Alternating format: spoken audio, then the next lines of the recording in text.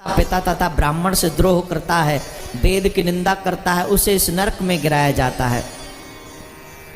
ध्यान से सुनिए, आजकल आपने कॉमन चीज सुनी होगी, लोग अधिकांश अपने माँ बाप से दूर रहना चाहते हैं शादी के बाद, और दूर ही नहीं रहते हैं बल्कि माँ बाप की निंदा भी करते हैं, उनकी बुराइयां भी करते हैं, अपमान तो करते ही हैं, उनका इंसल्ट तो करते ही हैं। तो जो व्यक्ति माँ बाप का अपमान करता है, उनकी निंदा करता है, ब्राह्मणों की निंदा करता है, वेद की निंदा करता है, ऐसे व्यक्ति को कालसूत्र नामक नरक में भेजा जाता है। उस कालसूत्र नामक नरक की स्थिति सुनो क्या है। वहाँ 10,000 योजन लंबी तांबे की भूमि है। तांबा समझ गए, कॉपर हैं, समझ गए। वहाँ तांबे की भूमि है, 10,000 योजन लंबी तांबे की भूमि, और 10,000 योजन तांबे की जो भूमि है उसके नीचे आग लगा रखी है। उसके नीचे, उस भूमि के नीचे, जोर से बोलो, क्या लगा रखी है? फायर। शायद हिंदी आग न समझे, कॉन्वेंट वाले हैं। क्या लगा रखी है? हाँ वही। अब उस पे नंगे पांव दौड़ाया जाता है उसको। 10,000 योजन लंबी है। For your kind information, no clothes, no shoes. एक भी कपड़ा नहीं, जूते चप्पल नहीं, नंगे पांव। क्योंकि वहां फैक्ट्री नहीं है, वहां व्यापारी नहीं है लोग, वहां कपड़ा तो नरक में मिलता नहीं है, और घर वाले यहां से नंगा करके भेजते हैं। हाँ जी कि ना जी ना। गरुड़ पुराण में ऐसा प्रमाण मिलता है कि जब हम व्यक्ति के मरने के बाद में जो घर वाले कर्म कांड करते हैं, उस समय जो वो दान पूजा करते हैं, जो वस्तुएं देते हैं, वो जाके पितृलोक में आपका और आत्मा को मिलती। ऐसा गरुड़ पुराण में प्रमाण है। लेकिन कर्मों का फल तो ऐसे ही भोगना पड़ेगा। नंगे पांव 10,000 योजन लंबी तांबे की भूमि, और वो भी अग्नि नीचे लगी हुई है। तो माय डियर बताओ कैसा फील हो रहा होगा? ठंडा ठंडा, कूल कूल। हाँ जी कि ना जी? ए जी ना जी। इससे कैसे बचे महाराज? क्योंकि कभी न कभी तो वेदों की निंदा भी हमने सुनी है, ब्राह्मणों की निंदा तो हम हर दिन सुन ही रहे हैं आजकल, और इंटरेस्ट लेके सुनते। अच्छा ऐसे ले ले, चल बेटा, 10,000 लंबे तांबे की भूमि, नीचे आग, अब भाग भाग। गुरु की निंदा सुनते हो, संतों की निंदा सुनते हो, ब्राह्मणों की निंदा सुनते हो, माँ बाप की निंदा करते हो, माँ बाप का अपमान करते हो, तो तैयार रहना, कालसूत्र नामक नरक में जाना पड़ेगा। No one can save you.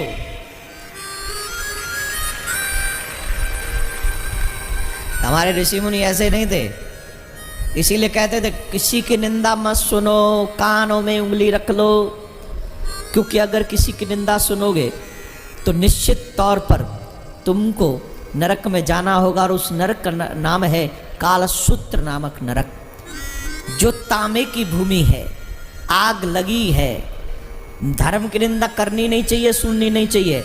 गुरु की निंदा सुननी नहीं चाहिए, करनी नहीं चाहिए। संतों की निंदा सुननी नहीं चाहिए, करनी नहीं चाहिए। माँ बाप की निंदा करनी नहीं चाहिए, सुननी नहीं चाहिए। अपने आदरणीय लोगों का अपमान मत करो।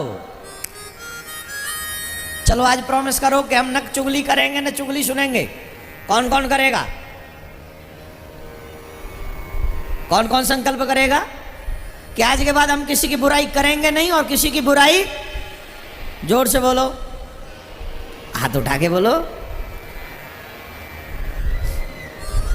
अगर तुम नहीं करोगे तो आज व्यासपीठ तुमको वचन देती है कि तुमको कालसूत्र नामक नरक में जाने से हम रोक लेंगे।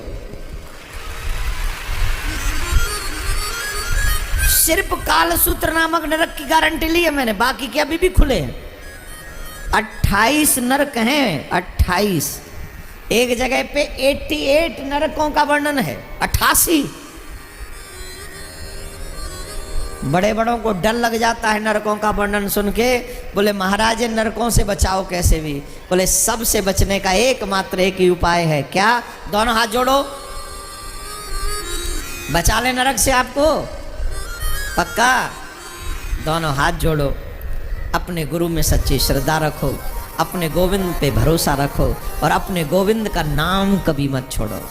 अगर आप ऐसा करते रहे, बुरा किसी का करो मत, अच्छा जितना हो सके करते चले जाओ, तुम्हें नरक में नहीं, तुम्हें मेरे ठाकुर के गोलोक धाम में वास मिलेगा, इसमें कोई दो राय नहीं। तुम्हें मेरे गोविंद के धाम में वास मिलेगा, मेरे हरि के यहाँ वास मिलेगा, कोई रोक नहीं सकता। बस जो बता रहा हूं वही करो। थोड़ा सा प्रसंग को आगे बढ़ाएं। एक प्रसंग आता है ध्रुव जी का चरित्र। महाराज मनु के पुत्र उत्तानपाद की दो रानियां, एक रानी का नाम सुनीति, छोटी रानी का नाम सुरुचि। राजा सुरुचि से प्रेम करते थे क्योंकि देखने में वो लुक वाइज वो जरा सुंदर थी। संसार का स्वभाव है सुंदरता को देखना, तो ये भी राजा इनको देखते थे, इन्हीं पे प्रभावित थे, इन्हीं से मोहित थे। बड़ी रानी के पुत्र का नाम था ध्रुव, छोटी रानी के पुत्र का नाम था उत्तम। एक दिन की बात, 5.5 वर्ष के ध्रुव खेलते हुए अपने पिता की गोद में जाकर बैठ गए। और जब अपने पिता की गोद में जाकर बैठे तो छोटी मां से ये देखा नहीं गया। छोटी मां ने हाथ पकड़ा ध्रुव का और नीचे उतार लिया, कहा कि तू अपने पिता की गोद में बैठने का अधिकारी नहीं है। अगर तुझे इस गोद में बैठना है तो उस परम पिता से प्रार्थना करके तुझे मेरी कोख से जन्म दे। जब तू मेरी कोख से जन्म लेकर आएगा तभी बैठ सकता है, नहीं तो नहीं बैठ पाएगा। ध्रुव रोने लगे और ध्रुव रोते रोते अपनी मां के पास में गए। माताएं बहन ध्यान से सुने, एकदम सावधान पूर्वक। ये कहना आसान है कि मेरे बच्चे बिगड़ गए, लेकिन ये बताना मुश्किल है कि मेरे बच्चों को बिगाड़ा किसने। ये बात तो आप सब कह देते हैं, मम्मी पापा दोनों कहते हैं मेरा बच्चा बिगड़ गया, लेकिन ये कोई नहीं सोचता कि बिगाड़ा किसने। बच्चे को बिगाड़ने में सबसे बड़ा रोल होता है मम्मी पापा का, स्पेशली मम्मी का बेटे को बिगाड़ने में। तो किसका? डैडी ज्यादा स्माइल न करें, वो डैडी भी निकम्मे होते हैं। जो डैडी बनने की तो जल्दी करते हैं, लेकिन बच्चों को अच्छा कैसे बनाया जाए इनका उनको कोई ज्ञान ही नहीं है, कोई बोध ही नहीं है। शादी करने के लिए तो झट घोड़ी पे बैठ जाता है। आज मेरी शादी है, ले कल शादी, बन जा दूल्हा, ब्याहला दुल्हन।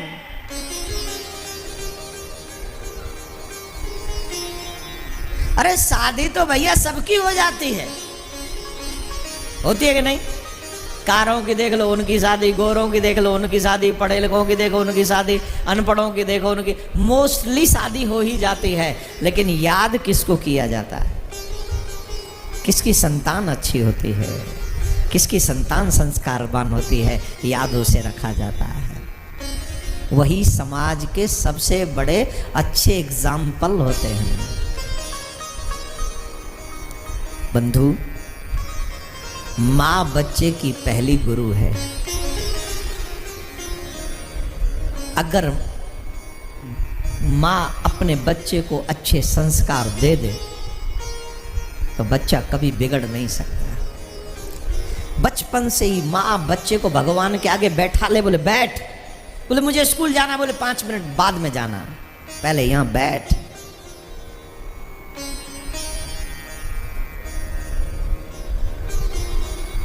You should spend your 10 minutes with your God. At least 10 minutes every day, not single day. और यह शिक्षा मां को देनी पड़ेगी। डैडी तो खुद ही बिगड़ा हुआ है, वो तो खुद ही नहीं बैठता भगवान के आगे। अब बताओ यहां देवियां ज्यादा हैं कि देवता? पूरा जाम लगा रखा देवियों ने। और देवताओं को, वो ये यहां आए वो देवता हैं जिनको वाकई अपने परलोक की चिंता है कि नहीं जाना चाहिए, कथा सुननी चाहिए, कल्याण करना है। इसलिए देवियों की जिम्मेदारी है अपने बच्चों को ये कहें कि कम से कम at least 10 minutes you spend your costly time with your God. You must spend your time. मां ने देखा कि ध्रुव रो रहे हैं, ध्रुव से पूछा बेटा क्यों रोते हो? बोले मेरी मां ने कहा कि मैं पिता की गोद में नहीं बैठ सकता। मां क्या मैं वाकई अपने पिता की गोद में नहीं बैठ सकता?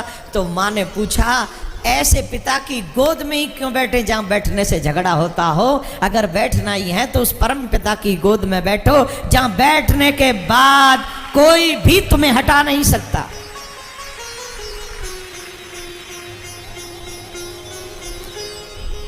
बच्चे को उसका पापा कौन बताती है?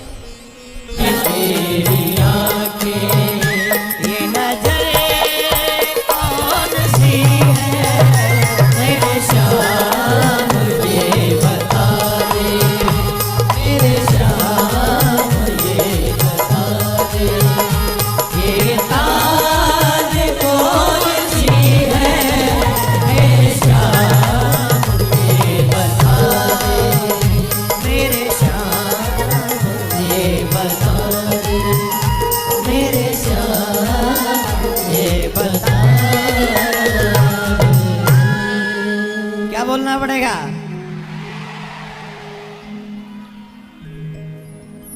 जितने भी लोग खड़े हैं वो जहां खड़े हैं वहीं बैठ जाएं, जहां खड़े हैं, कोई भी खड़ा ना हो। और एक बात बता दूं, जब तक आरती ना हो तब तक प्रसाद की लाइन नहीं शुरू होनी चाहिए। कल मैंने सुना है कि कुछ लोगों ने गड़बड़ की है, कथा पूरी नहीं होती 5 बजे से लाइन में लग जाते। अरे भाई खाने आए हो कि कथा सुनने? वैसे वो लाइन वाले अलग ही हैं, कथा वाले नहीं है वो लोग। कथा वाले तो कथा सुन के सब, लेकिन जो लोग लाइन में लगेंगे वो आरती के बाद ही लगे, पहले कोई न लगे, सब बैठ जाएं। कृपा करें सभी बैठ जाएं। एक बार जोर से बोलना पड़ेगा, और जोर से। ध्रुव ने 5.5 वर्ष की आयु में मंत्र लिया देवर्षि नारद जी से, और मात्र 6 महीने में भगवत प्राप्ति की। मात्र 6 महीने में। सावधानी से सुने, जो लोग ये कहते बुढ़ापे में भजन करेंगे उनको ये सीखना चाहिए ध्रुव जी से। 5.5 साल के थे जब घर छोड़कर भगवान को मनाने निकल गए, और 6 साल के हुए तो भगवान उनके सामने प्रस्तुत हुए, भगवान प्रकट हुए और भगवान ने उन्हें वरदान मांगने के लिए कहा। तब श्री ध्रुव जी ने दोनों हाथ जोड़कर उनको नमस्कार किया, प्रणाम किया। कुछ बोल नहीं सक रहे थे तो भगवान ने अपना शंख उनके कपोल से लगाया, तो यौनतः प्रवेश मम वाचम इमाम प्रसुप्ताम संजीवयत किल शक्तिधर सुधाम्ना। प्रणाम किया, मेरी सोई हुई सरस्वती को जागृत करने वाले आप हो, जीव मात्र को संचालित करने वाले आप हो, सबको जीव, आपकी जितनी भी इंद्रियां हैं उनको शक्ति प्रदान करने वाले आप हो। मैं आपको नमस्कार करता हूं। भगवान बोले कोई वरदान मांग लो, जो वरदान कहोगे हम तुमको दे देंगे, जो चाहोगे।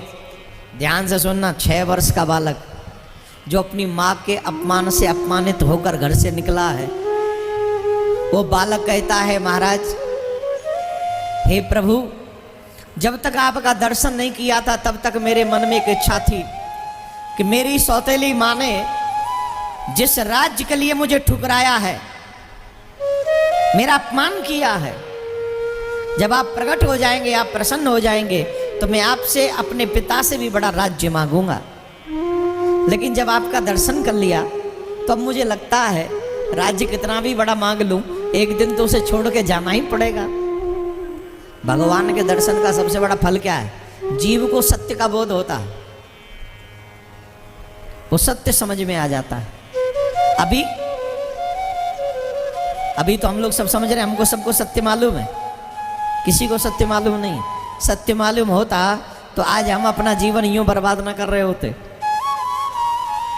अभी भी हम साधना में समय नहीं निकालते, साधन एकत्रित करने में समय निकालते। हाँ या ना? जोर से बोलो। साधन क्या है? घर बकाल गाड़ी घोड़ा ये वो और बैंक बैलेंस अटरम सटरम बेटा बेटी, ये सब क्या है? इन साधनों से कोई सुखी हुआ है? No one can satisfy in this world. आज तक तो नहीं हुआ, टिल नाउ। आगे तुम कैसे होगे?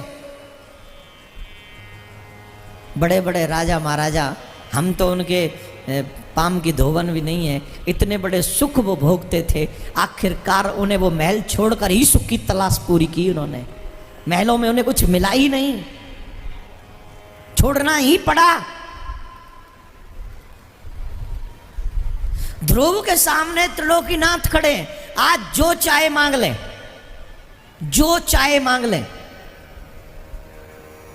पर ध्रुव ने क्या मांगा? प्रभु जब आप मेरे सामने खड़े हैं तो मुझे वो नहीं चाहिए जो मिट जाए, मुझे वो चाहिए जो कभी मिटने ना दे, जो मुझे कभी मिटने ना दे। और जो जीव को कभी मिटने नहीं देती है वो है परमात्मा के चरणों की भक्ति। ध्रुव कहते मुझे आपके चरणों की भक्ति चाहिए। भगवान कहते चिंता मत कर, यहां भी अपने पिता से बड़ा राज्य करेगा, और तेरे लिए तो मैंने और भी अच्छा राज्य निकाला हुआ है। मैं अपना लोक छोड़ूंगा जो विष्णु लोक के नाम से जाना जाता है, अब वो ध्रुव लोक के नाम से जाना जाएगा। तू वहां आके राज्य करेगा, यहां भी राज्य कर और वहां भी राज्य करना है तुझको।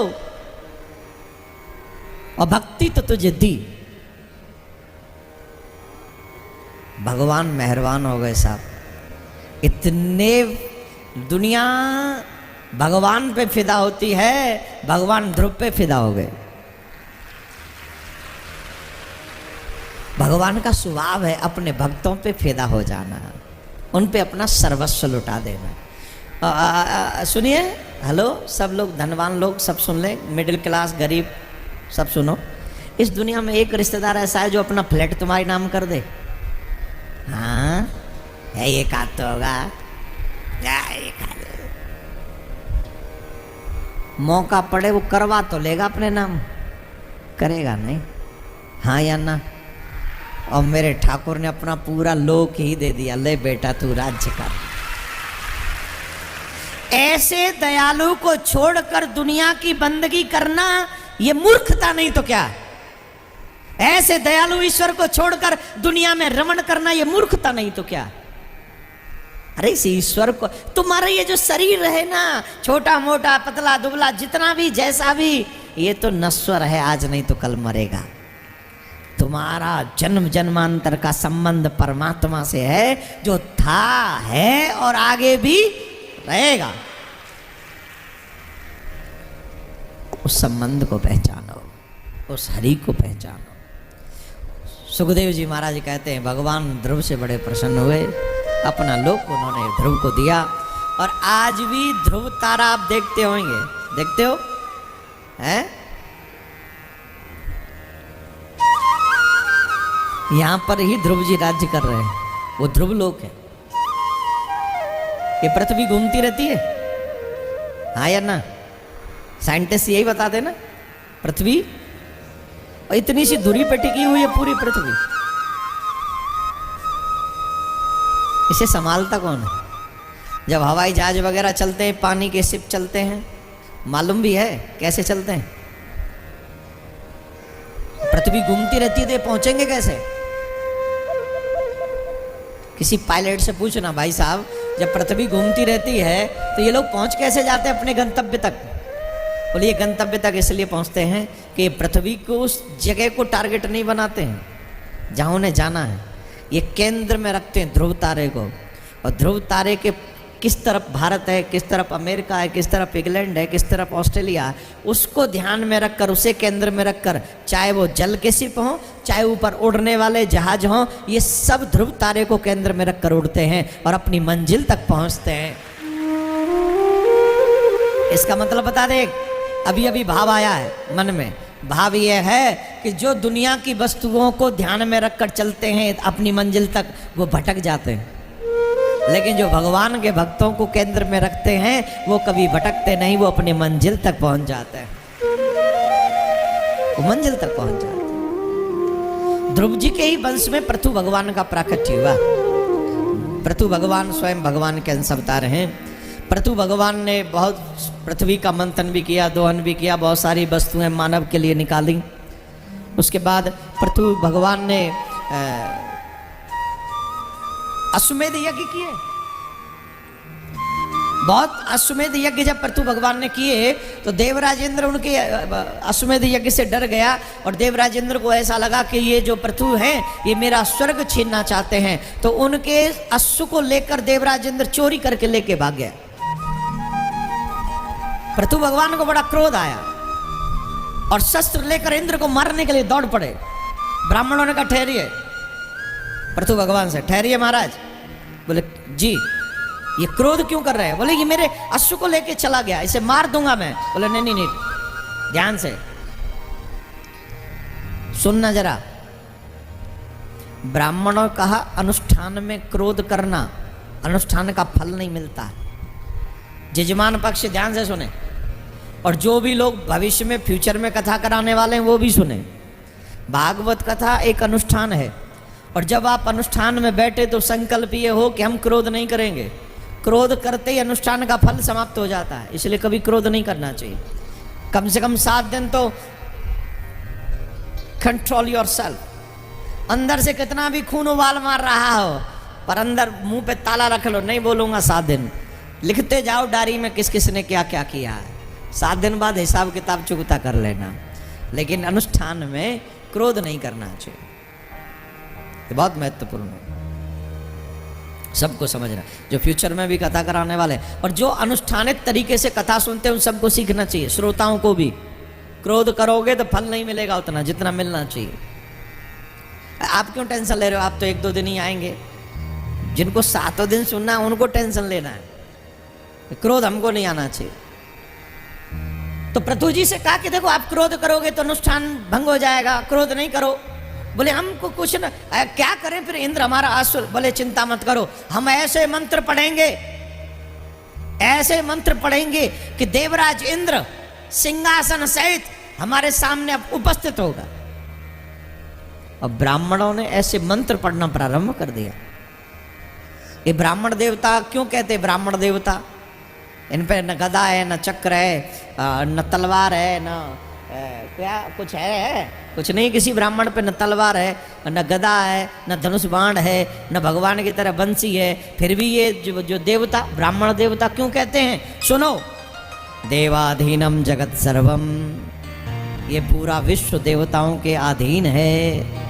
और वे देवाधीनम जगत सर्वम मंत्राधीनस्य देवता, वो देवता जिनके बस में पूरा विश्व है, वो देवता मंत्रों के बस में है। किसके बस में? मंत्रों के बस में है। देवाधीनम जगत सर्वम मंत्राधीनस्य देवता ते मंत्रा ब्राह्मणाधीन तस्मात् ब्राह्मण देवता। पूरा विश्व देवताओं के अधीन है। उनके इशारों से वर्षा कर दें तो मिट जाए, बारिश ना करें तो मिट जाए, हवा तेज चला दें तो मिट जाए, न चलावें तो मिट जाए, हैं? ओरे बरसा दें तो चला जाए। तो ये पूरा विश्व किसके इस बस में? देवताओं के बस में। और वो देवता किसके बस में? बोले मंत्रों के बस में। और मंत्र किसके बस में? जोर से बोलो, जोर से बोलो। तस्मात् ब्राह्मण देवता, इसीलिए ब्राह्मण देवता है। जो देखो शनि खराब हो, शनि की दशा खराब हो, पंडित जी कहते हैं 101 रुपया शनि पे चढ़ा देना, तेरी शनि की दशा ठीक हो जाएगी। आइडिया ब्राह्मण को मालूम है कौन से मंत्र के साथ क्या चढ़ाओगे तो तेरा शनि का ग्रह भी तेरे साथ में चला जाएगा। जो थोड़ा आर्य समाजी लोग हैं वो इन सब बातों को नहीं मानते। ध्यान से सुने, जो आर्य समाजी लोग हैं वो इन बातों को नहीं मानते कि शनि ग्रह होती है, कि ये ग्रह होती है, कि वो ग्रह होती है। माय डियर, सारी ग्रह होती हैं। ग्रह नहीं होती तो आज इतनी खतरनाक ग्रह तुम जैसे लोग कहां पैदा होते। नवग्रह की पूजा होती है कि नहीं? हर पूजा में नवग्रह की पूजा होती है। 9 ग्रह हैं, ये ग्रह तो होती है। हाँ, कोई मानता है कोई नहीं मानता, ये अलग बात है। तो वो ब्राह्मण एक ऐसा मंत्र पढ़ दे तो अच्छे अच्छे उसके बस में हो जाते हैं, देवता उसके बस में हो जाते हैं। तस्मात् ब्राह्मण देवता, इसलिए ब्राह्मण पृथ्वी का देवता है। और इसलिए कदापि नहीं कह रहा हूं कि हम ब्राह्मण हैं, इसलिए कह रहा हूं कि हमारा किसी का बुरा ना हो, हम सबका भला हो। ये उपाय कर्म कांड में लिखे हैं, वेद में लिखे हैं, कहीं और नहीं लिखे, वेद में ही लिखे हैं। अगर आप कहोगे तो इतना भी बता दूंगा कि वेद में कितने लाख मंत्र कर्म कांड के, ये भी बता दूंगा, लेकिन अभी नहीं बताऊंगा, जब तुम्हें जरूरत होगी तब बताऊंगा। जो लोग कहते हैं ना ग्रह व्रह नहीं होती हैं, उनको वेद पढ़ने चाहिए, उनको समझ में आ जाएगी कि होते हैं। कर्म कांड इतना बड़ा, सबसे ज्यादा तो लिखा ही कर्म कांड पे गया है। उपासना कांड फिर उपासना कांड है, फिर भक्ति के ऊपर सब कुछ तो लिखा है वेद में, क्या नहीं लिखा है? राधे राधे बोलना पड़ेगा जोर से, सॉलिड आवाज में बोला करो। क्या तुम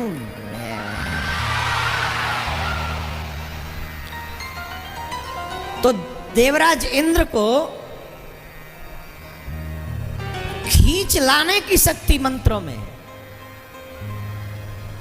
देवराज इंद्र को खींच लाने की शक्ति इनमें है। तो कितनी बड़ी बात है, बोलो राधे राधे। महाराज ये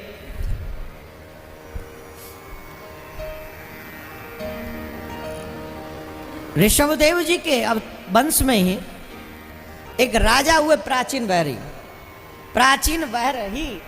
राजा हुए। और वो राजा एक काम किया करते थे, वो यज्ञ किया करते थे और यज्ञ में पशुओं की बलि दिया करते थे। आज भी आप लोग देखते होंगे कि लोग बलि देने में बड़े इंटरेस्टेड होते हैं। 2-3 काम ऐसे हैं जो व्यक्ति स्वाभाविक तौर पे तैयार हो जाए, सिखाना नहीं पड़ता है।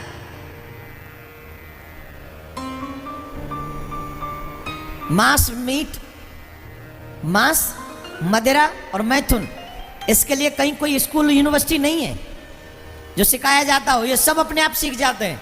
सिखाया क्या जाता है? बोले गलत मत करो, शराब पियो, ये कहीं सिखाया जाता है? मीट खाओ, ये सिखाया जाता है? झूठ बोलो, ये कहीं सिखाया जाता है? इसकी कोई कॉलेज यूनिवर्सिटी है कहीं झूठ बोलने की? चोरी करने की कोई यूनिवर्सिटी है? ये काम, सारे बुरे काम जीव अपने आप। क्योंकि देखो, आप कभी बारिश हो तो देखना, पानी का स्वभाव होता है नीचे की तरफ जाना। पानी का जो स्वभाव होता है, जल का जो स्वभाव होता है, वो नीचे की तरफ जाना है। ऊपर की तरफ अगर जल को लेके जाना होगा तो एक्स्ट्रा प्रयास करना पड़ेगा, हाँ या ना? तुम्हें एक कमरा ऊपर जल पहुंचाना है, 1 बाल्टी पानी, अब बताओ कैसे पहुंचाओगे? लगा पंप, दे बिजली का करंट, लगा दे पाइप। कितना खर्चा होता है? कितना खर्चा होता है 1 बाल्टी पानी ऊपर ले जाना, और ऊपर से फैला दो, नीचे जाने में कोई खर्चा है? ये मन की स्थिति उसी पानी की तरह है। ध्यान से सुनना, बहुत गूढ़ बात बता रहा हूं आप सबको, एकदम सावधान भवंतु। ये मन की जो कंडीशन है ना, उसी पानी की तरह है। नीचे की तरफ सहज चला जाता है, मतलब बुराई की तरफ। झूठ बोलना आसान है, तुरंत बोलेगा। मदिरा पीना आसान है, तुरंत पिएगा। उल्टे सीधे झूठ, सांच, चोरी, डकैती, पाप सब कर डालेगा विदिन सेकंड। वो कोई सिखाना नहीं पड़ेगा। लेकिन जब इस मन को ऊपर लाना हो तो सत्य बोलो, तो मेहनत करनी पड़ेगी। मदिरा नहीं पीनी, अब कर मेहनत, अब पावर लगा, तब सत्संग की पावर लगती है। और जब सत्संग की पावर लगती है तो मदिरा छूटती है। तब कई लोगों ने सत्संग में आके बुरे काम छोड़ दिए।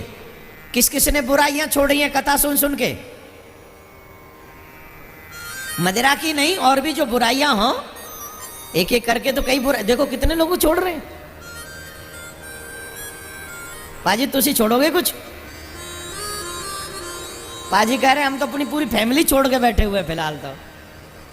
राधे राधे बोलना पड़ेगा, जोर से बोलना पड़ेगा। तो ये जो मनस्थिति है जल की तरह है, नीचे सहज में बह जाती है, लेकिन ऊपर उठाने के लिए पावर लगाना पड़ता है। तो पावर अगर लगाना है तो वो सत्संग का पावर आपको लगेगा, सदगुरु की कृपा का पावर जब लगेगा तो आप स्वतः ही, जैसे बिना मोटर के जल ऊपर नहीं जाएगा, बिना हाथ में बाल्टी उठाए जल ऊपर नहीं जाएगा, वैसे ही बिना प्रयास के हमारी मनस्थिति ऊपर नहीं उठेगी। और जिस दिन मनस्थिति ऊपर उठ गई उस दिन बेड़ा पार हो जाएगा, उस दिन कल्याण हो जाएगा। वो राजा को देवर्षि नारद आए, बोले क्या करते हो तुम? देखो ऊपर दिखाए, ये देखो उधर आकाश में देखा, तमाम जिन जिन पशुओं को उसने बलि चढ़ाई है वो पशु उसको आने का इंतजार कर रहे हैं। बोले महाराज जी कहाँ है? बोले ये सब तुझे खाएंगे, तेरे मरने का इंतजार कर रहे हैं, ये सब तुझे खाएंगे। बोले महाराज ऐसा मत करवाओ, हमें क्यों, हम तो जो वेदों ने कहा है वही हमने किया है। तो कई जगह पर वेदों के शब्दों को, कई लोगों को वेद मनाई है। क्यों मनाई है? चीन की भाषा आपको समझ में आएगी? चीनी भाषा, फ्रेंच और कौन सी है? फ्रेंच, चाइनी, और जो भी, अगर हम उस शहर में जाएं वहां की भाषा हमको समझ में ना आए तो गड़बड़ होगी कि नहीं? वेद की भाषा आसान नहीं है, इसलिए वेद मंत्रों का अधिकारी हर किसी को नहीं बताया है। परंपरागत तरीके से जो उस वेद को पढ़ता है, जो वेद को जानता है, उसी को वेद पढ़ना चाहिए। मां का अलग अर्थ निकलता है या का अलग अर्थ निकलता है और हम लोग उसी को वैसा ही समझ लेंगे तो गड़बड़ हो जाएगा। इसलिए परंपरागत तरीके से सीखो जो कुछ सीखना। बोलो राधे राधे, जोर से बोलना पड़ेगा।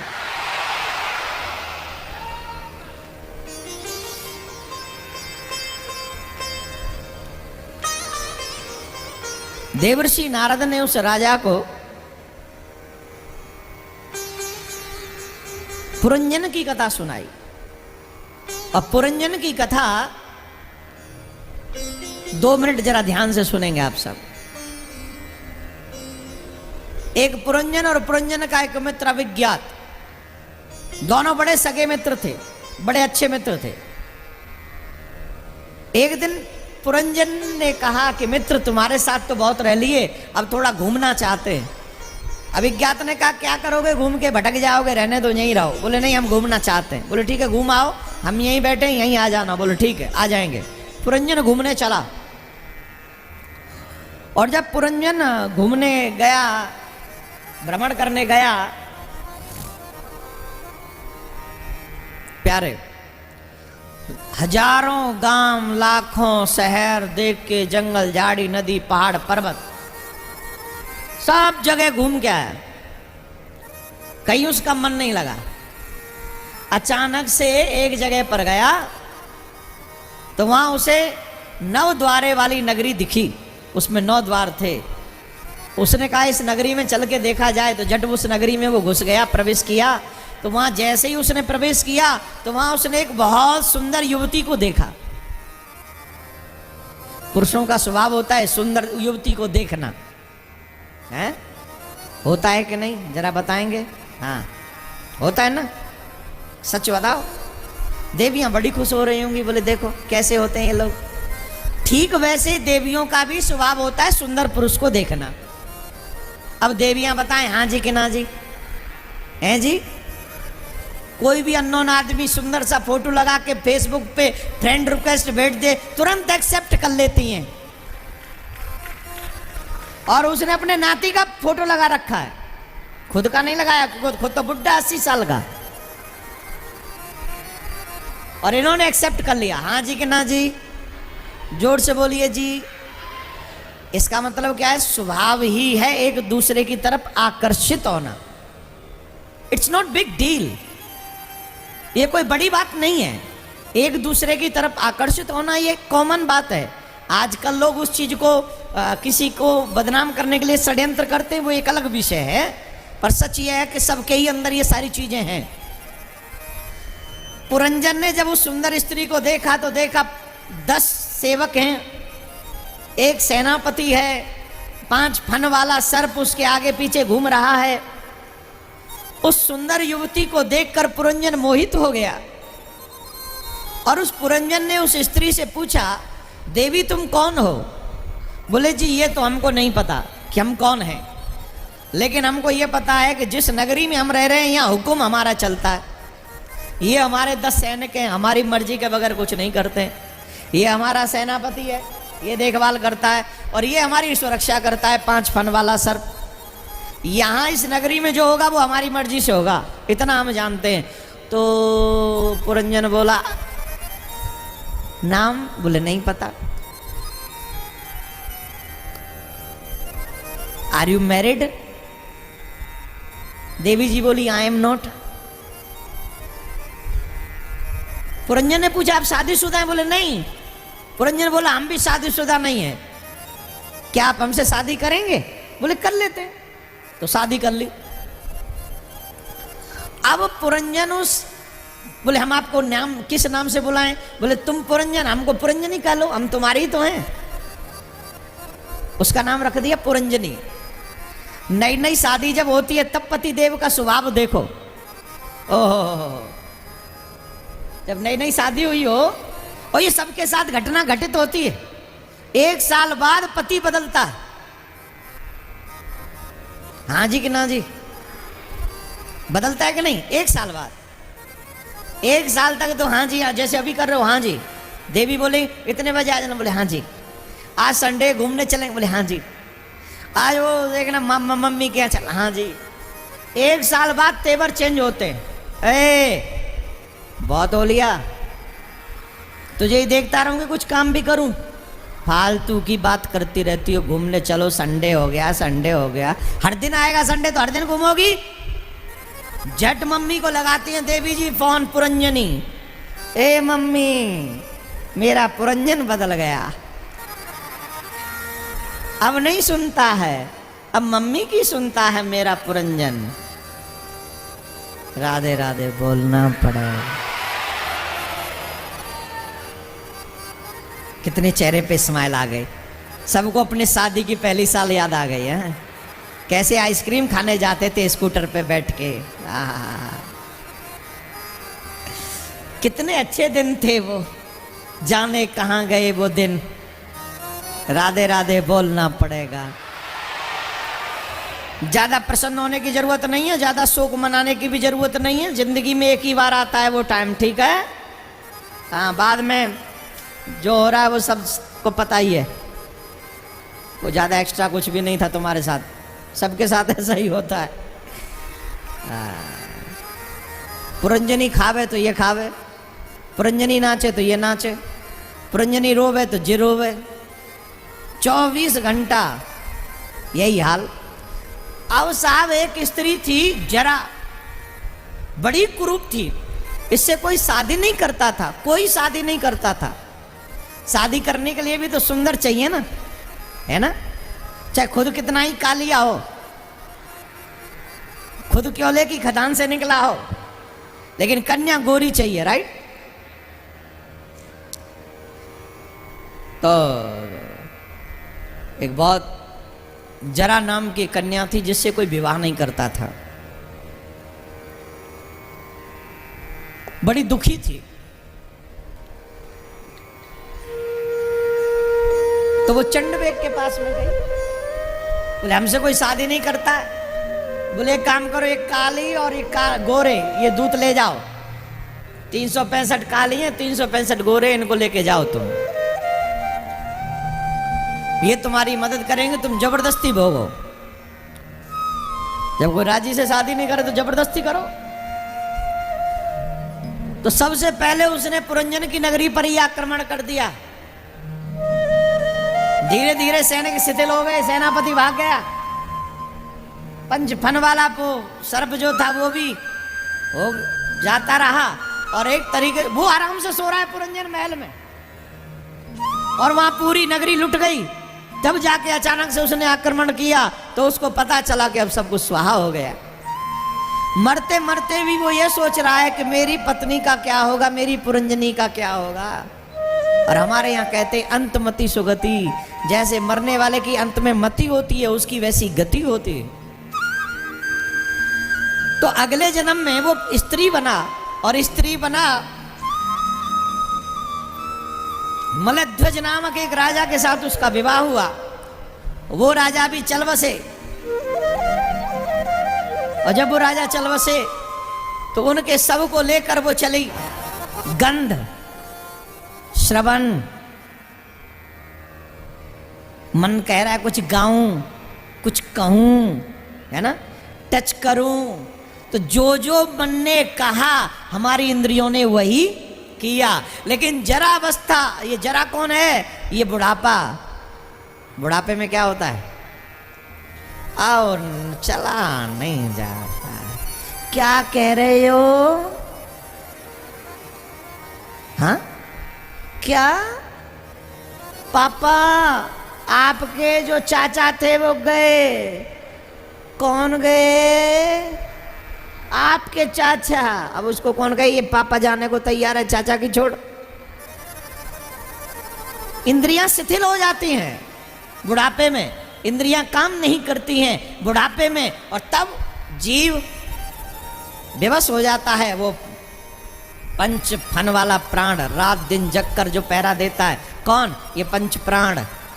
जब जीव सो जाता है तो मरे के बराबर हो जाता है। होता है कि नहीं, होता है कि नहीं, बोलो। जब तुम सो जाते हो तो तुम्हारे कमरे में क्या हो रहा है तुम्हें पता है क्या, दुनिया में क्या हो रहा है पता है क्या। पता करने के लिए सुबह टीवी खोलते हो, न्यूज चैनल देखे दुनिया में क्या हुआ। लेकिन तुम्हारे सोने पर भी क्या खर्राटे नहीं आते, क्या सांसें नहीं चलती, क्या सांसें रुक जाती हैं। सांसें रुक जाए तो दुनिया रुक जाए। तुम सोते हो अधमरे हो, लेकिन जब सांस रुक जाए तो पूरे मरे हो। रात दिन जग कर ये पंच फन वाला प्राण हमको बचाता रहता है, रात दिन जग कर। और ये 365 काले गोले, ये कौन है, दिन और रात हैं, धीरे धीरे करके हमें बुढ़ापे की तरफ धक्का मारते। और जब धक्का मर जाता है तो जो अंतिम स्थिति होती है हमारी जीव स्थिति की, मन की, वही हमको अगला जन्म मिलता है। कई लोग पैसे के बारे में सोच सोच के मरते हैं तो अगले जन्म में बनते हैं, क्या बनते हैं, जो घरों में पाए जाते हैं ना, वो वही मरे हुए लोग जो यही सोच के मरे थे, बेटे को बताया नहीं, यहाँ गड़ी रह गई, यहाँ छुपी रह गई, फलाने पे इतना रह गया, फलाने पे इतना रह गया, अब क्या होगा बेटे को तो पता भी नहीं है। फिर वो घरों में घूमते रहते हैं, वो बनते हैं वो। और भी ऐसी स्थिति है जो अंतिम में बनते हैं, वो उनको वही बनना पड़ता है। बोलो राधे राधे। अभिज्ञात नामक मित्र कहता है, मेरे बन जाओ, कहीं कोई भटकने की जरूरत नहीं। मतलब परमात्मा कहते हैं जो मेरा बन गया है उसे रोना नहीं पड़ेगा, उसे भटकना नहीं पड़ेगा, वो मेरा बन गया वो तर जाएगा, राधे राधे बोलना पड़ेगा।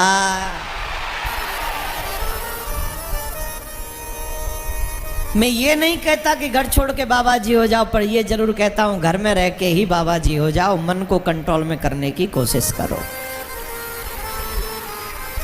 सबसे ज्यादा खतरनाक हैं दो इंद्रिय, इनको कंट्रोल में करो। दो इंद्रिय बड़ी खतरनाक हैं साहब, बता दूं कि नहीं है? ऐसी दबंगई तो हम पे भगवान की चला भाई, और का होगी तो हमने आज तक सही ना है। प्रेम से पूछे, बोले बता दीजिए, बता दीजिए जी, बता दीजिए। बता देते तथास्तु। सुनो, दो इंद्रिय सबसे खतरनाक है। एक तुम्हारी आंख, और एक तुम्हारे कान। ध्यान से सुनना। आंख गलत जगह लग जाए तो गए नरक में, कान बुरी जगह लग जाए तो भी गए नरक में। आंख अगर ठाकुर से लड़ जाए तो हो गया बेड़ा पार, और कान कहीं कथा में लग जाए तो भी हो गया बेड़ा पार।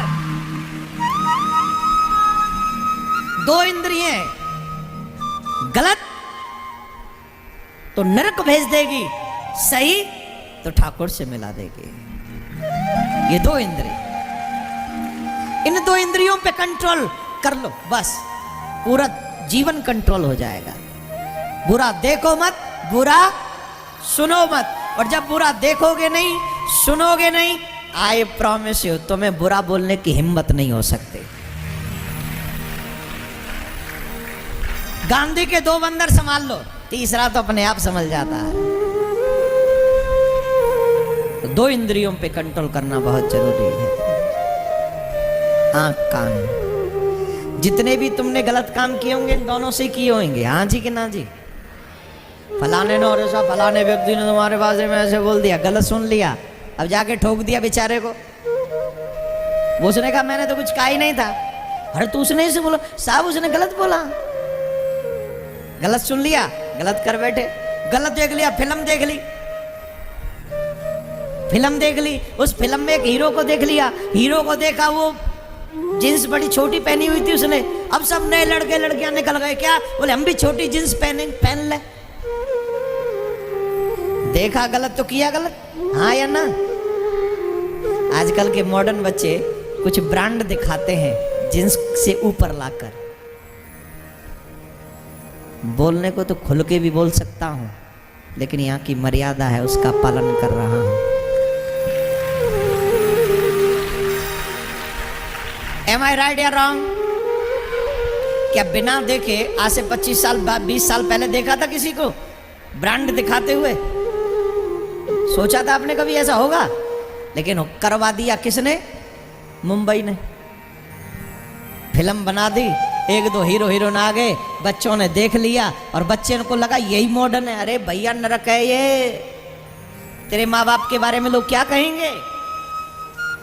B positive, don't be negative, positive, अच्छे बनो। तो दो इंद्रियों को संभाल लो। अब प्रसंग तो इतने हैं कि मैं क्या बताऊं, बड़े सुंदर सुंदर प्रसंग हैं, पर एक दो प्रसंग हम बाद में फिर आपको सुनाएंगे कल के कथाक्रम में, जो मेरे को बहुत अच्छे लगते हैं, विशेष तौर पे अजामिल उपाख्यान और गजग्राह युद्ध। लेकिन समय का अभाव है, अगर संभव हुआ तो एक दो दिन बाद हम ये सुनाएंगे आपको, मतलब एक दो दिन बाद में कल ही सुनाएंगे, लेकिन अभी क्रम को क्योंकि लेके चलना है तो इसलिए एक प्रसंग सुने भक्त श्रोमणि प्रहलाद जी का। जितने भी अधिकांश भक्त हुए हैं बचपन से ही उन्होंने भक्ति शुरू की है, अधिकांश। प्रहलाद जी ने भी गर्भ में ही अपनी मां के गर्भ में कथा सुनी थी देवर्षि नारद के मुख से। हे सौभाग्यवती माता बहनों, अगर कोई गर्भ में शिशु पल रहा हो तो मूवी मत देखना, सीरियल मत देखना, मोबाइल के टच में ज्यादा मत रहना, लेकिन भगवान की कथाओं के टच में जरूर रहना। भगवान की कथाएं अगर तुम सुनोगी उस स्थिति में तो तुम्हारा गर्भस्थ शिशु निश्चित तौर पर भगवत भक्त पैदा होगा, भगवान को मानने वाला पैदा होगा। लेकिन ये कब संभव है? जब आप इसको फॉलो करें, सिर्फ सुने ही नहीं, जीवन में उतारें। प्रहलाद जी के पिता हिरण्यकश्यपु जब तपस्या करने गए तो इंद्र कयाधु का हरण करके ले जा रहे थे। देवर्षि नारद ने रोक लिया, वोडे देश, तुम इंद्र हो, तुम देवताओं के राजा हो और तुम पराई स्त्री का हरण करके ले जा रहे हो, तुमको शर्म आनी चाहिए। अरे बोले महाराज गलत मत समझो मुझको, इसके गर्भ में शिशु पल रहा है।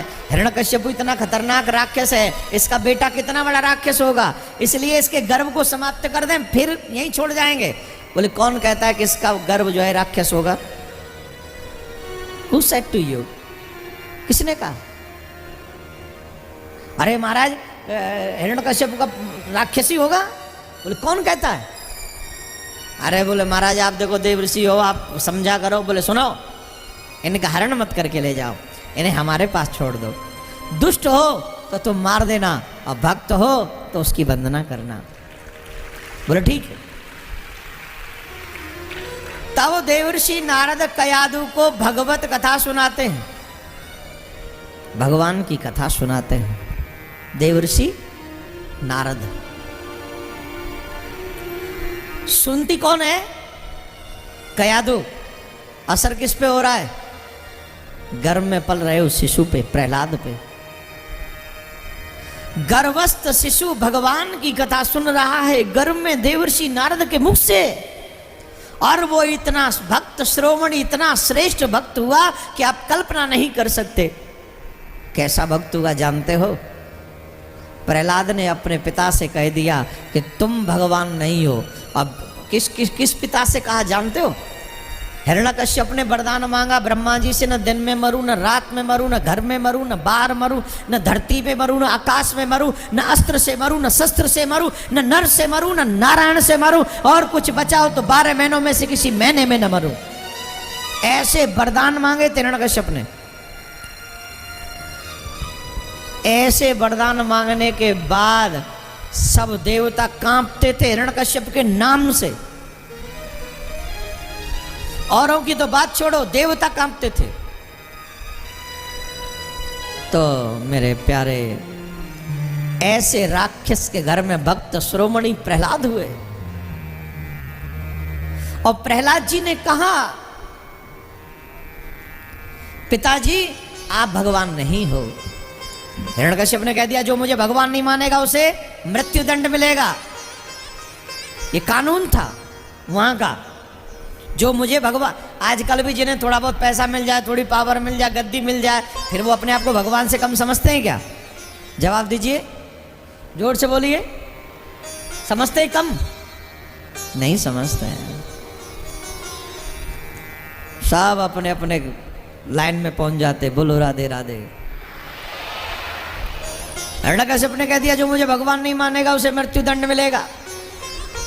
हिरण्यकश्यप ने कहा, सब लोग हिरण्यकश्यप को भगवान मानते हैं, लेकिन प्रहलाद जी हिरण्यकश्यप को भगवान नहीं मानते हैं, बिल्कुल भी नहीं मानते हिरण्यकश्यप को भगवान। क्या दुख नहीं दिया प्रहलाद जी को? कौन कौन भगवान को मानता है? कौन कौन भक्ति करना चाहता है?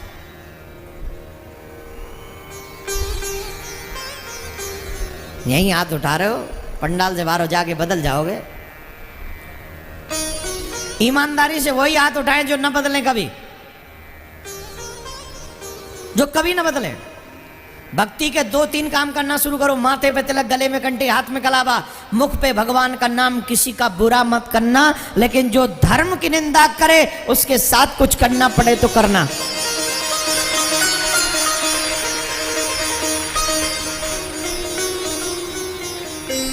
उसके साथ कुछ करना पड़े तो करना, लेकिन किसी का बुरा ना हो।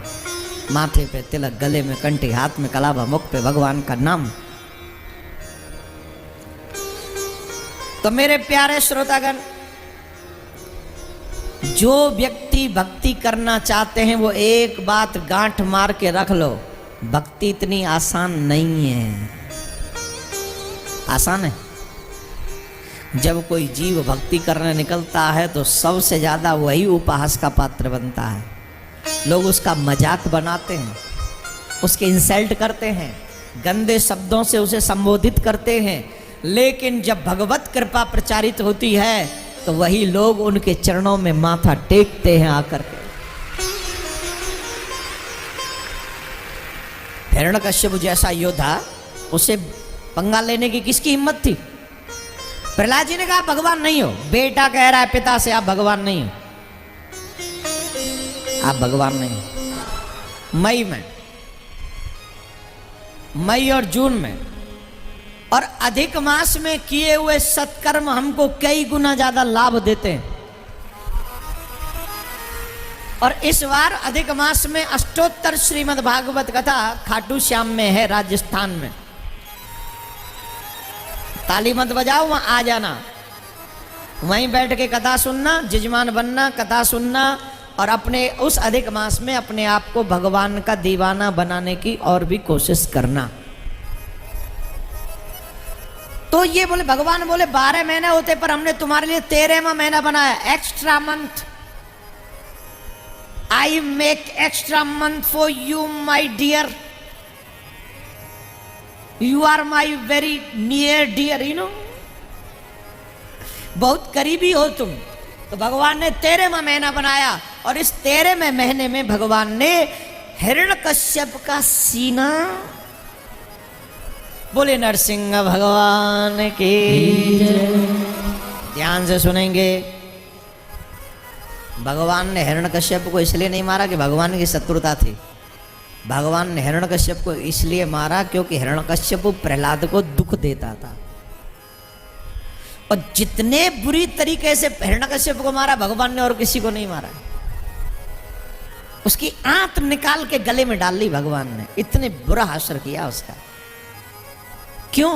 क्योंकि हिरण्यकश्यप ने प्रहलाद को दुख दिया।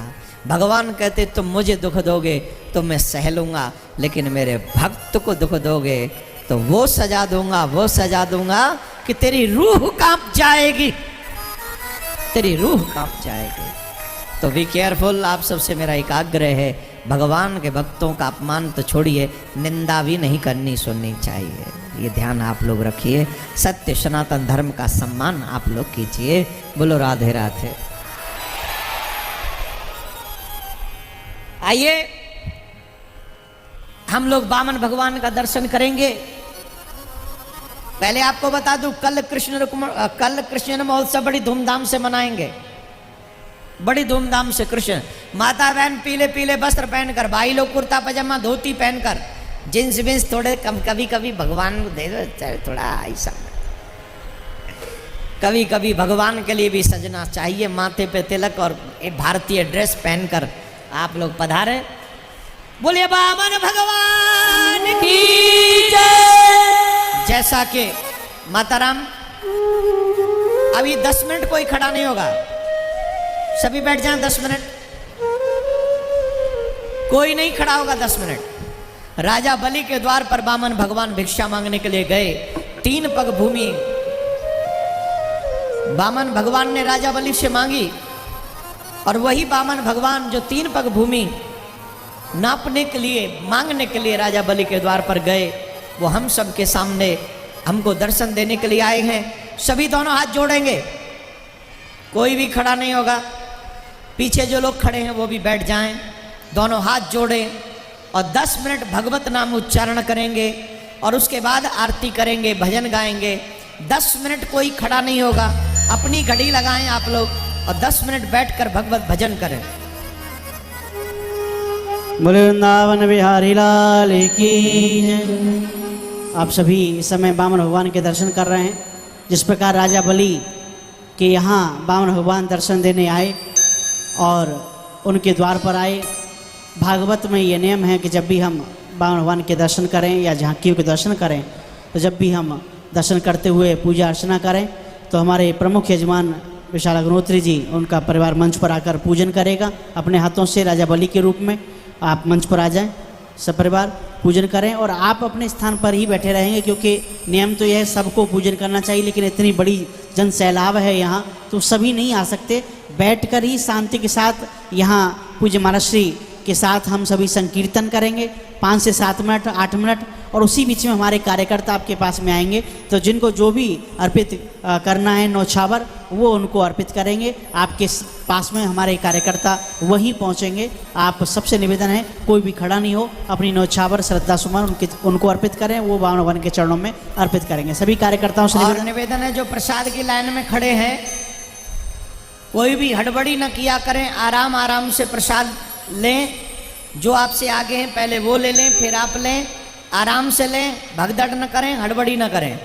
आप लोग सब बैठकर 5-7 मिनट सभी कीर्तन करेंगे मेरे साथ। सभी से निवेदन है कि सभी संकीर्तन करते रहेंगे और सब आपके बीच में कार्यकर्ता आ रहे हैं जो भी नौछावर अर्पित करनी है। और जो भी यूट्यूब पर देख रहे हैं इस चैनल को सब्सक्राइब अवश्य करें, रेड कलर का ऑप्शन दिखाई दे रहा है, सब्सक्राइब करिए और लाइक भी करिए और शेयर भी करिए। सबसे निवेदन, सभी शांति के साथ ये कीर्तन करेंगे। बाकी की कुछ महत्वपूर्ण जानकारी आप सभी को दूंगा मैं।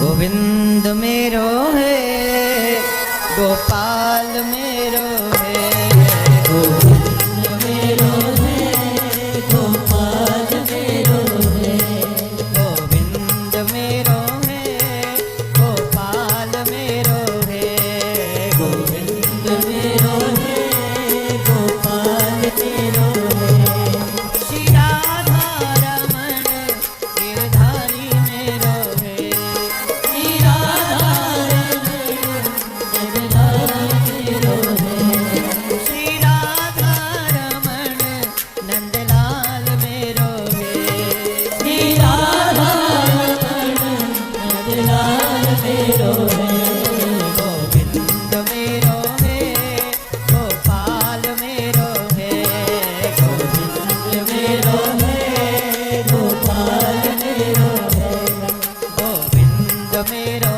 है, गोपाल मेरो है, गोविंद मेरो है, गोपाल मेरो है, श्री राधा रमण नंदलाल मेरो है, श्री राधा रमण नंदलाल मेरो है, श्री राधा रमण नंदलाल मेरो है, श्री राधा रमण नंदलाल मेरो है, गोविंद मेरो है, गोपाल मेरो है, गोविंद मेरो है, गोपाल मेरो है, गोविंद मेरो है, गोपाल मेरो है, गोविंद मेरो है, गोपाल मेरो है। मैं देख रहा हूँ कई लोग मौन बैठे हुए हैं। घर में अकेले बैठकर भगवान का नाम कर जपोगे, आधी सी उम्र बीत जाएगी तब भी इतने नाम इकट्ठे नहीं होंगे जितना हम लोग यहाँ 5-7 मिनट में नाम इकट्ठा कर सकते हैं। इतने हजारों नाम जपे जाए, लाखों। गोविंद मेरो है, गोपाल मेरो है, गोविंद मेरो है, गोपाल मेरो है, श्री राधा रमण नंदलाल मेरो है, श्री राधा रमण नंदलाल मेरो है, गोविंद मेरो है, गोपाल मेरो है, गोविंद मेरो है, गोपाल मेरो है, गोविंद मेरो है, गोपाल मेरो है, गोविंद मेरो है, गोपाल मेरो है, गोविंद मेरो है, गोपाल मेरो है, गोविंद मेरो है, गोपाल मेरो है, श्री राधा रमण नंदलाल मेरो है, श्री राधा रमण नंदलाल मेरो है, श्री राधा रमण नंदलाल मेरो है, श्री राधा रमण नंदलाल मेरो है, गोविंद मेरो है, गोपाल मेरो है, गोविंद मेरो है, गोपाल मेरो है, गोविंद मेरो है, गोपाल मेरो है, गोविंद मेरो है, गोपाल मेरो है, गोविंद मेरो है, गोपाल मेरो है, गोविंद मेरो है, गोपाल मेरो है, गोविंद मेरो है, गोपाल मेरो है, गोविंद मेरो है, गोपाल मेरो है। 2 मिनट सभी ध्यान से आवश्यक संदेश सुन लें। उसके बाद एक बहुत प्यारा सा भजन गाएंगे, उसके बाद आप आरती करेंगे, उसके बाद आप जा सकेंगे।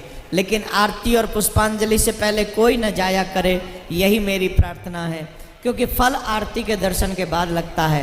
2 मिनट बैठे रहें, इसके बाद सभी नृत्य करेंगे। बोले वृंदावन बिहारी लाल की जय। आप सभी भक्त प्रेमियों से निवेदन, जिस प्रकार महत्वपूर्ण जानकारी कुछ आप सभी को दे दूं जो भक्त प्रेमी यहाँ बार बार पूछ रहे हैं, उन सभी को अवगत करा दूं।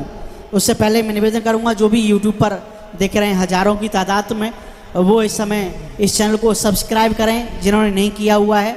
यदि आप वीडियो देख रहे हैं, रेड कलर का ऑप्शन, लाल कलर का ऑप्शन यदि दिखाई दे रहा है सब्सक्राइब का नीचे राइट साइड में, तो उसको एक बार दबाएं और उसको सदस्य बने। फिर एक घंटी का भी ऑप्शन आएगा सब्सक्राइब करने के बाद, उसको भी दबाएं जिससे नोटिफिकेशन आपको मिलता रहे। लाइक कर दें इस वीडियो को और शेयर भी कर दें। अभी आप सबको अवगत करा दूं 22 तारीख को गुरु दीक्षा दी जाएगी, गुरु मंत्र दिया जाएगा सुबह में 9 बजे। तो जिनको भी गुरु मंत्र लेना है वो आप सभी पहुँचें यहाँ कार्यालय पे, नाम मेंशन करा दें और नाम मेंशन कराने के बाद में आप सभी भक्त प्रेमी सुबह 9 बजे यहाँ पहुँचें। और जो मिलना चाहते हैं महाराष्ट्र से युवा शांति संदेश के रूप में, उनके लिए भी कार्यक्रम यहाँ 22 तारीख को सुबह 9:30 बजे है। तो जो भी आना चाहें आप अवश्य पधारें और महाराष्ट्र से मिल सकते हैं। और कल कृष्ण जन्म उत्सव मनाया जाएगा बड़े धूमधाम से यहाँ पर। और एक और निवेदन कि जिन जिन भक्त प्रेमियों ने भूमि दान के रूप में अपनी सेवा अर्पित की है वृंदावन के लिए, उन सब का हृदय से धन्यवाद है। और जो अभी नहीं कर पाए हैं या पिछली बार भी किया है, उनसे पुनः निवेदन है मिशन की ओर से कि आप पुनः आप इसमें भूमि दान में अपनी सेवा अर्पित करें, चाहे 3 गज हो चाहे 5 गज हो। 3 गज की सेवा 5100 रुपये है और 5 गज की सेवा 11,000 रुपये है और फाउंडर मेंबर की सेवा 5,51,000 रुपये, जो अगस्त जन्माष्टमी तक रहेगी। उसके बाद 11 लाख रुपए हो जाएगी। तो जो भी मेंबर बनना चाहते हैं तो 5,51,000 रुपये की राशि देकर फाउंडर मेंबर, समिति मेंबर 2,51,000 रुपये की राशि और कार्यकारिणी मेंबर 1,21,000 रुपये की राशि है।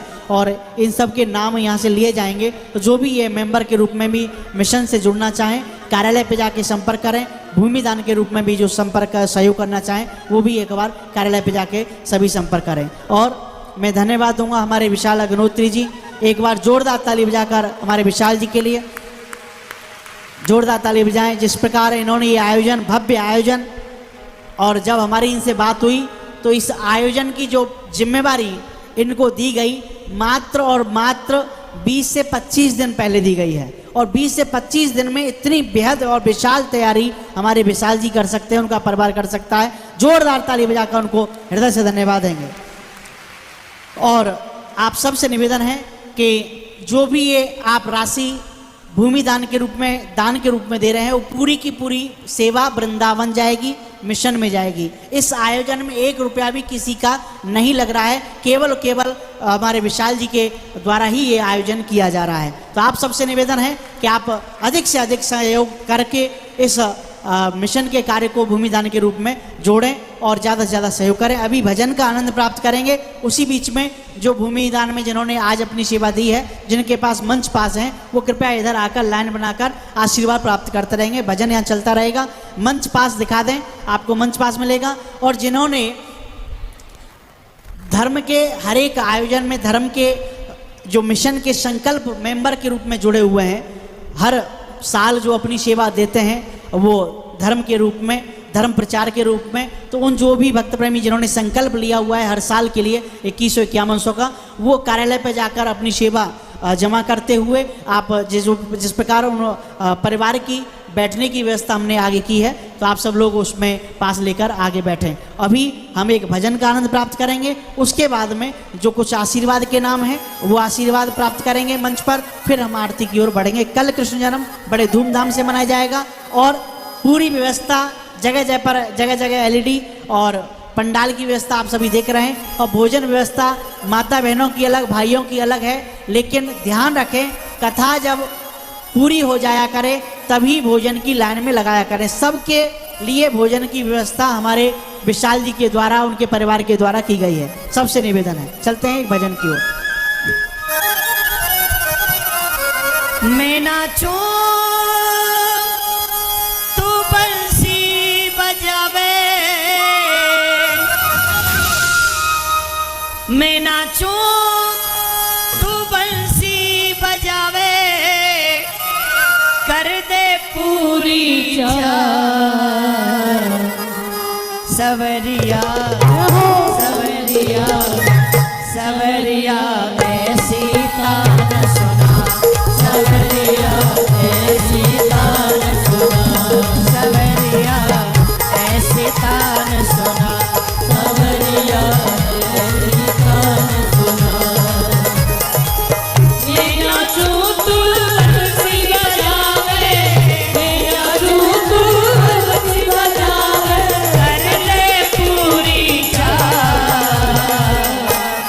सवरिया सवरिया सवरिया ऐसी तान सुना सवरिया ऐसी तान सुना सवरिया ऐसी तान सुना सवरिया ऐसी तान सुना। श्री राधे।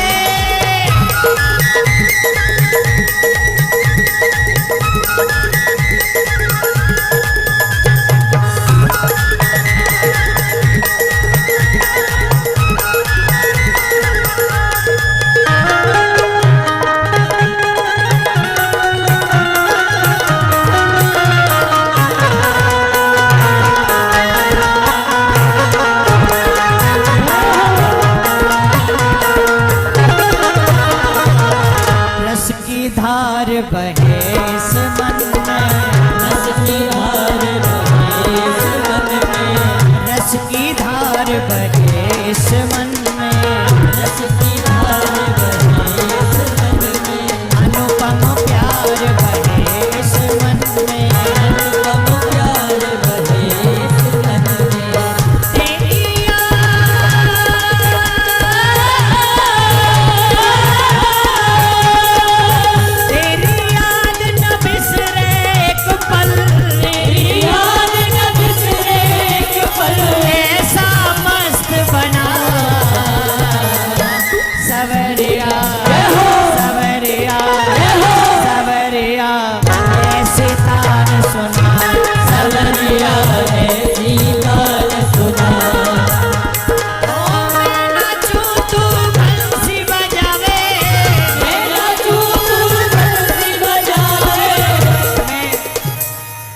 आगे वाले कितने आराम से खड़े हैं, जरा मुड़ के देखो पीछे वालों को कितनी मस्ती में झूम रहे।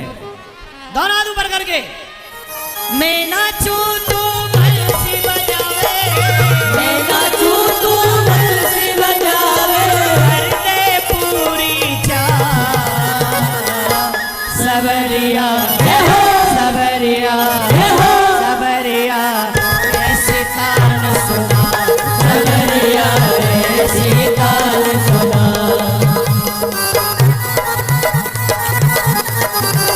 विराम है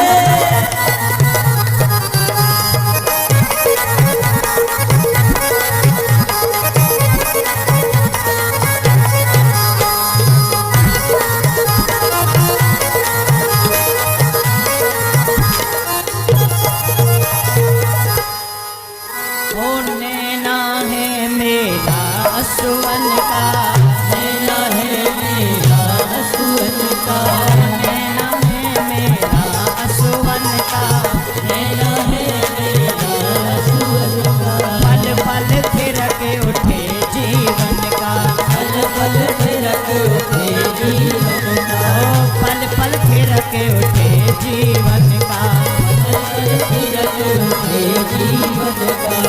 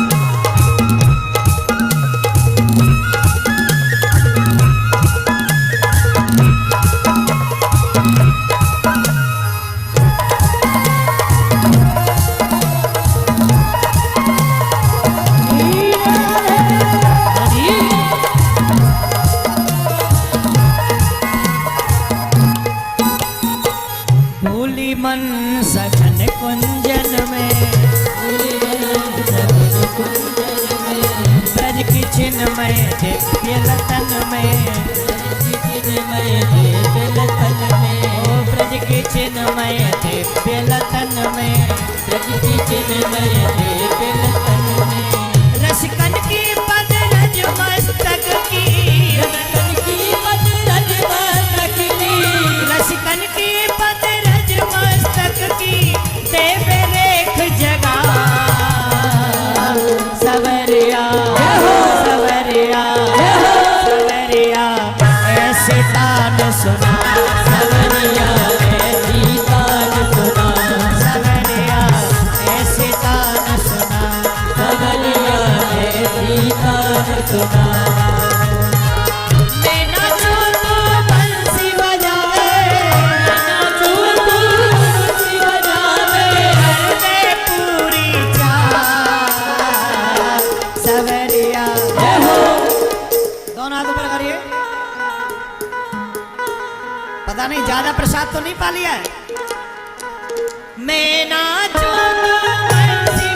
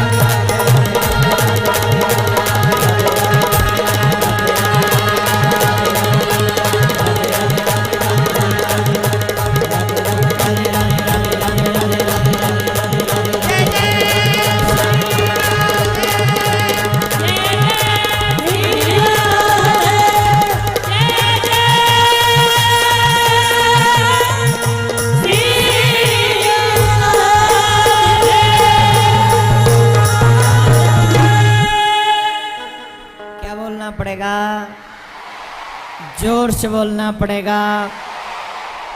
एक बात सभी यंगस्टर से पूछना चाहूंगा, जो आनंद यहाँ आता है शुद्ध सात्विक, जिसमें कोई मिक्सिंग नहीं है, क्या वो आनंद दुनिया की किसी और जगह पे आ सकता है? जोर से बोलिए। एक और बात बताऊं, दुनिया में जो आता है तुमको वो है मजा। क्या है? खाना खाया बोले मजा आ गया, राइट? और ज्यादा खाया तो, एक्स्ट्रा खा लो तो मजा सजा बन जाती। बोले आज साहब फलाने की शादी में खूब नाचे, मजा आ गया। नाचते नाचते एक गाड़ी पाम पे होकर निकल गई, पैर फिसल गया, नाली में चला गया। मजा क्या बन गया? दुनिया के हर मजे में कोई ना कोई सजा छिपी है, याद रखिए। लेकिन गोविंद के इस आनंद में कोई सजा नहीं है, आनंद सागर है। इसमें जितने गोते लगाओगे, मुझे तो ऐसा लग ही नहीं रहा कि कथा पूरी हो रही है, मुझे ऐसा लग रहा है कि अभी कथा शुरू हो रही है। चलो बैठ जाओ, कथा प्रारंभ करते हैं। कौन कौन सुनेगा कथा? चलो बैठ के दिखाओ एक बार।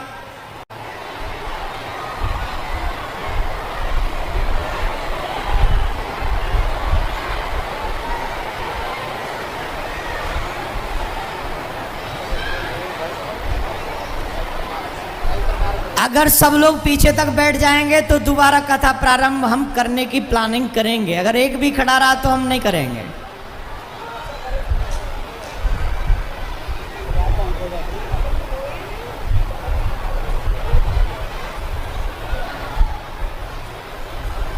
So sweet, really you are.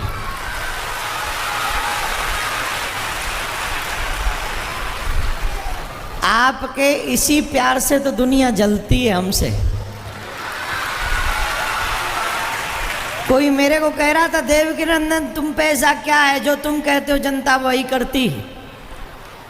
अभी हमने कहा खड़े हो जाओ, सब हो गए, सबसे कहा नृत्य करो, सबने किया। अब हमने कहा फिर बैठ जाओ, कथा सुनाएंगे, फिर बैठ गए। घर में बाल गोपालों की याद नहीं आ रही क्या? घर नहीं जाना, सास ससुर की मार नहीं पड़ेगी। जिनकी ये दशा होती है वही सच्ची ब्रज की गोपी होती है।